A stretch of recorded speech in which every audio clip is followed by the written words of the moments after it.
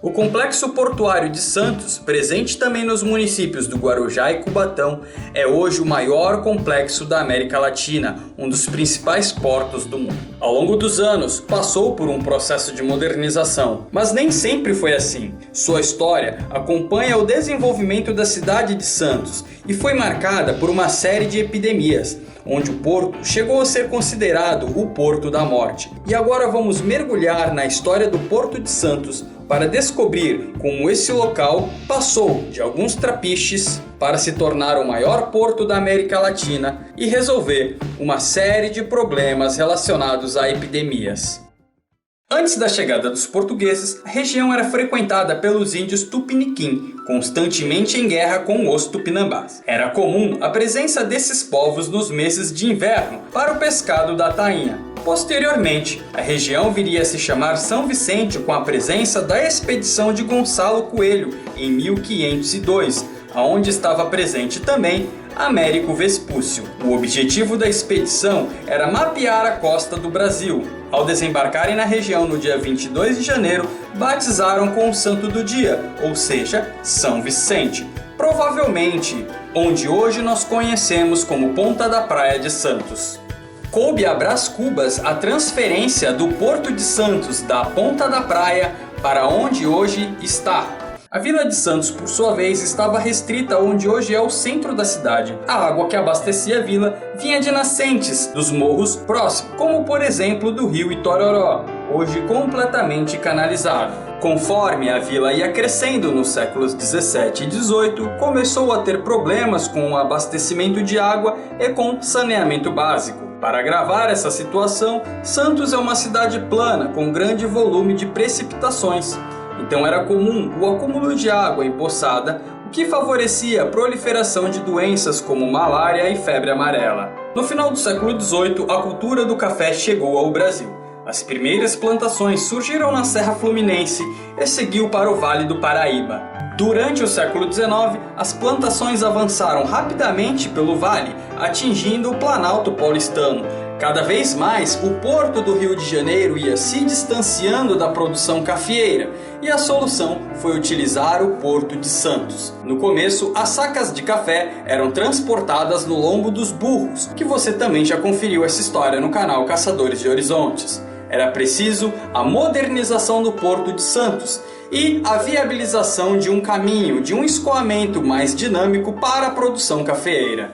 Em meados do século XIX, foi colocado em prática um plano audacioso de interligação do Porto de Santos com a produção cafeeira através de linhas férreas. Em 1867 foi inaugurada a linha férrea Santos-Jundiaí, que rapidamente desafogou a produção cafeeira e transformou Santos no principal porto do Brasil.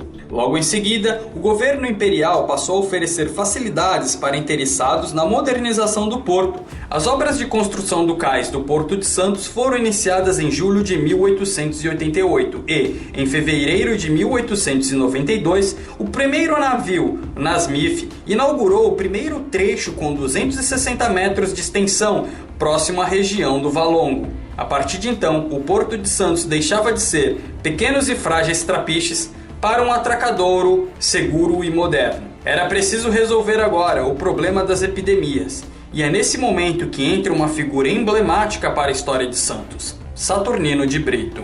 Francisco Saturnino Rodrigues de Brito nasceu em 1864. Ingressou na Escola Politécnica do Rio de Janeiro e obteve o diploma de engenheiro civil em 1886. Foi responsável por diversos projetos urbanísticos: Dória, Pinas, Petrópolis e principalmente Santos. Santos, sem dúvida, é o principal projeto e o mais audacioso da carreira de Saturnino de Brito e redefiniu os conceitos de saneamento urbano no Brasil. O mérito de Saturnino de Brito foi separar o esgoto das águas fluviais e pluviais. Para isso, projetou uma grande rede de coleta de esgoto e um emissário. Como a região é plana, foi preciso planejar uma forma de conduzir o esgoto ao emissário. Para isso, projetou o tanque fluxível, que foi batizado após a sua morte de tanque fluxível tipo Saturnino de Brito, para dar impulso ao esgoto, que seria conduzido até a Ponte Pêncil e instalada lá especificamente para este propósito, e em seguida o esgoto era despejado na ponta do Forte Itaipu, onde hoje temos o município de Praia Grande. Seu sistema ficou conhecido como Sistema de Separação Absoluto, pois separava completamente o esgoto das águas fluviais e pluviais. Em seguida, era preciso canalizar as águas da chuva, e é nesse momento que Saturnino de Brito projeta os emblemáticos Canais de Santos, que dão a identidade da cidade. Prevendo a limpeza e a renovação das águas dos canais, eles começam na praia e terminam na parte norte da ilha. Então, era previsto que o movimento das marés faria a limpeza das águas acumuladas nos canais. Ao final do seu projeto, Saturnino escreve: cerca de 88 quilômetros de coletores, emissários e sifões, a usina terminal de elevação e emissão dos despejos, 10 estações de distritos, providas de bombas elétricas automáticas, o emissário para a descarga no oceano, a 11,5 km, uma instalação experimental de depuração pelo processo eletrolítico direto, elementos principais da rede pluvial, compreendendo 4 galerias e cerca de 10 km de canais de drenagem superficial, total 14 km. Santos era então uma cidade salubre. E foi assim que Santos solucionou o problema das constantes epidemias de malária e febre amarela.